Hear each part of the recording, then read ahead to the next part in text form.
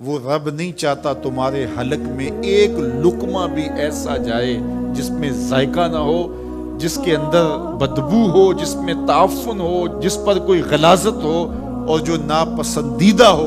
تمہارا رب چاہتا ہے تم طیب لو، ستھرا لو، تاکہ تمہارا ظاہر بھی ستھرا ہے، تمہارے وجود کا حصہ بننے والی غذا جو ہے وہ بھی پاک اور ستھری ہو۔ تمہارا رب تمہیں صاف دیکھنا چاہتا ہے، صاف رکھنا چاہتا ہے۔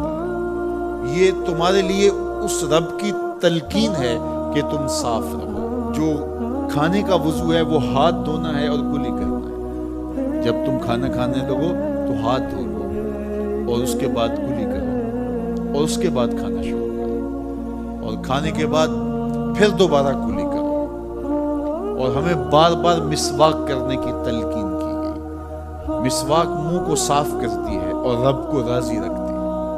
میں نے کہا کہ جب بچہ پیدا ہوتا ہے تو اس وقت اس کو غسل دیا جاتا ہے، اور جب جنازہ اٹھتا ہے تو اس سے قبل بھی اس کو غسل دیا جاتا ہے۔ غسل سے کہانی شروع ہو کے غسل پہ ختم ہوتی ہے۔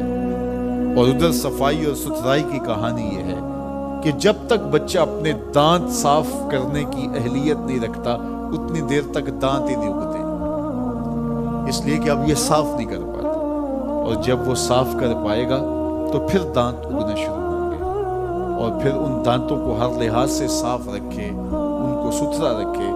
میرے اور آپ کے آقا و مولا حضور ختم المرتبت صلی اللہ علیہ وآلہ وسلم کا جب آخری وقت آیا اور حضرت اسرائیل علیہ السلام قبض روح کے لیے اجازت طلب کر رہے تھے تو حضور نے فرمایا عائشہ مسواک دو، تو حضور کو مسواک دی گئی۔ نکاحت تھی، کمزوری تھی، اور مسواک سخت تھی، تو حضور نے ارشاد فرمایا عائشہ اس کو چبا کے دو۔